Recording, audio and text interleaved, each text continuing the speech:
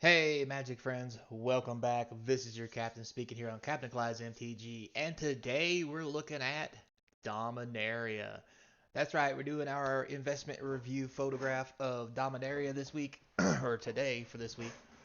Before we get started, though, like, subscribe, hit that notification bell, put some comments down below. It feeds that YouTube algorithm so we can get a little more views as we head to 1,000 subscribers as our goal. Appreciate anything you can do. And while you're at it, if you've done everything you can and you've already subscribed, in the description is a link to the eBay page. Go check it out. You can buy a couple cards, help support the channel, and I do appreciate that.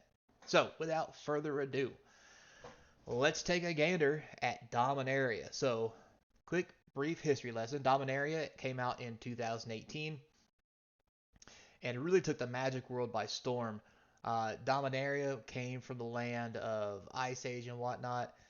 It's been at the heart of many sets and never actually had its own set named Dominaria. Um, and when it came out with a vengeance, I must say. This is one of the sets that Richard Garfield came back to work on. Um, and just that alone got people hyped. And the cards that came out were actually amazing. And I do mean that. This is a really strong set. If we look at the prices here, you can see that we ended up with a Mox Amber. This is one of the most, obviously, this is a Mox, so therefore it's busted. Um, but this is a $34 to $36 card, easy, played in all kinds of formats, even Commander. Teferi, Hero of Dominaria. This is a card that made it into Modern as a 5-drop.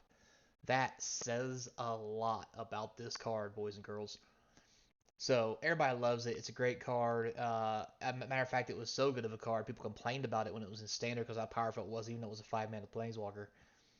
It just did it all. It sliced, it diced, it made Julian fries. It was the whole 9 yards. So you have Helm of the Host, an amazing commander card. Uh, that's what really powers this card out. It's a rare at $15. Notice these two are mythics. This is the only rare on the top here, and it's $15, higher than most of these mythics. This is what brought Lair Dawnbringer to us. This is one of the best 5/5 angels they've printed in a long time. I mean, flying first strike and lifelink, plus it pumps angels for 5 mana. Whew. Good old Karn got reprinted here. So this Chandra is actually um, from one of the decks, I believe. It's kind of interesting here, 174, but the market price is $7. But anyway, and then we had Muldroth the Gravetride. This made a big splash in Commander, being able to cast things from your graveyard. Packs are going for $6, and then you had the nice land cycle here, where if you controlled a forest or an island, for example, here, so long as you had a basic land or a land type, these came into play untapped. They became very powerful dual lands. Gilded Lotus didn't see a whole lot of play because it was 5 mana. The Cobalt Stronghold wasn't too bad. Sulphur Falls, this is where we got Shiloh, Voice of Plenty, and we got Construct tokens that are still going for $3 a piece. I mean, how cool is it to open a pack of cards and the token be worth half of what the pack value is? Are you kidding me?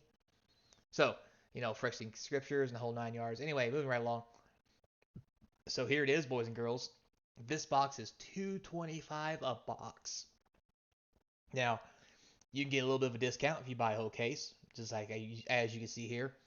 And the funny thing about this, before we start looking at past history, this was one of the sets that didn't have flash. There were no collector boosters.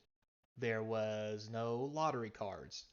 This was just a plain Magic set made with Richard Garfield on the advisory committee to help make it get made and advise on all the cards, what they should do, how they interact, so forth and so on.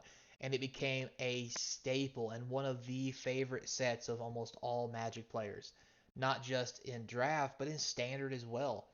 And a lot of these cards still see play. So let's keep that in mind. So mind you, this set is only 4 years old. When it came out, it was around $95, which it jumped quickly to over $100 a box. This was one of the sets that they could not keep in print. So it never really had too much of a downswing. It was pretty much up from the jump. So if we look at uh, the case here, you see $1,200. That's basically $200 a piece. You get a $25 discount. There's only two of them. One's $13.50, so that's no discount there. You get a discount on this one, but there's only one. So there's only 2 cases of this on the open market. And you can see here, you know, if you go back by the year, it got up to around 1,060 and it's come back down a little bit to 1,000. But that's what the market price says. Obviously, this is higher than market price. These are in high demand. The last sale here you can see was 10/21 of 21. So this is over 4 months ago that it sold for 1,000, which is why it can easily be 200 now. So let's go back to our boxes and check out the history on that. So we have 2 cases available. Let's see what we have for boxes. So we have 22 listing of boxes. These here are not English, so we don't count those. So 3, 7, 8, 9, 13, 16, 17, 18, 21, 3, 4, 5, 6, 7, 8, 9, 30, 1, 2, 3, 33 boxes listed online, all the way up to 350. Only 33 boxes, almost nothing left for the case boxes. And if we look at box price over the year, you can see where it actually went up to 219, has come down market price wise, and then has come up market price by 211. But the cheapest box you're going to get, guys, is 225, and the market's got it wrong. And here's why. This is easily a $250 box. Now, is it 250 because of the cards that are in it? No.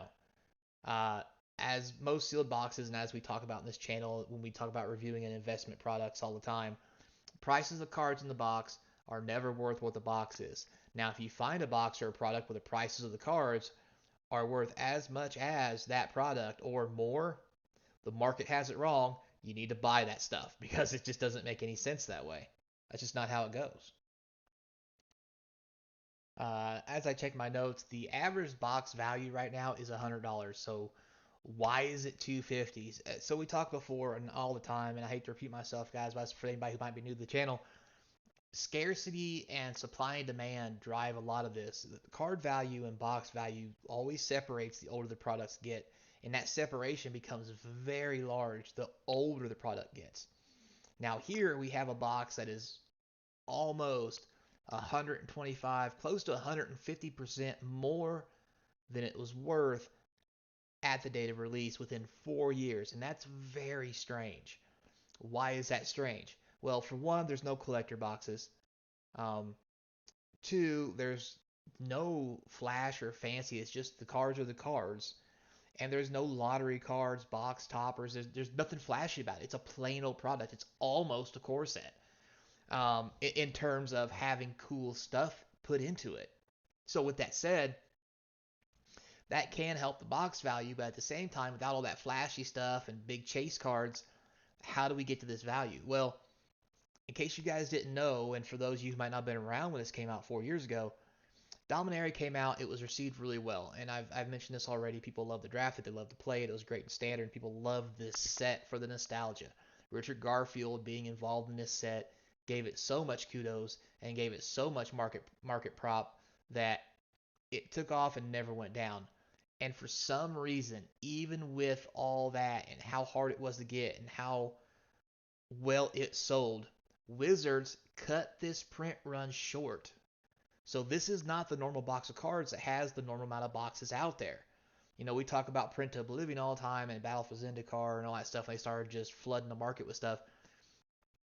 I don't think they made it to wave 3 with this box set. To be honest with you, like there was the initial release, and then there was a backup wave, and then I think they cut it. They may have done a wave 3. I don't remember exactly because I didn't pay that much attention until one day they were just like, hey, guess what? Dominaria is out of print. We're not making it anymore. And they made that announcement while it was still legal in standard. They have never, in the history of the product, done that before.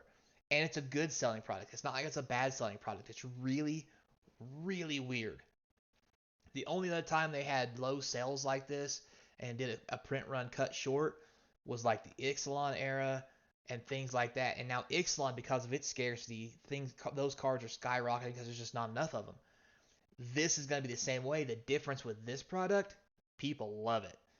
They loved it then. They love it now. They still love it. They want more of it. And it's just not going to go away. The only thing that's going to go away is box availability. So I think by the end of the year, this is easily going to be a $350 to $400 box. just because there's not enough out there. I mean, I wish I had some boxes of this. Unfortunately, I was not smart enough to actually put a couple boxes back, um, for lack of a better term, my own stupidity, honestly. Because this would have been a great set to invest in when it first came out, especially with the scarcity, and how as it ages, it's going to be so hard to get in a sealed box form because they just didn't print it. They did not print this like they should. So there you have it, boys and girls. There's a quick take on Dominaria for investing and reinvesting, and what you should be looking out for, and why these box prices are there. I hope you got some in your closet. So, without further ado, guys, thanks a lot for your time, and until next time, be kind. And remember, I hope to see you across from the game table.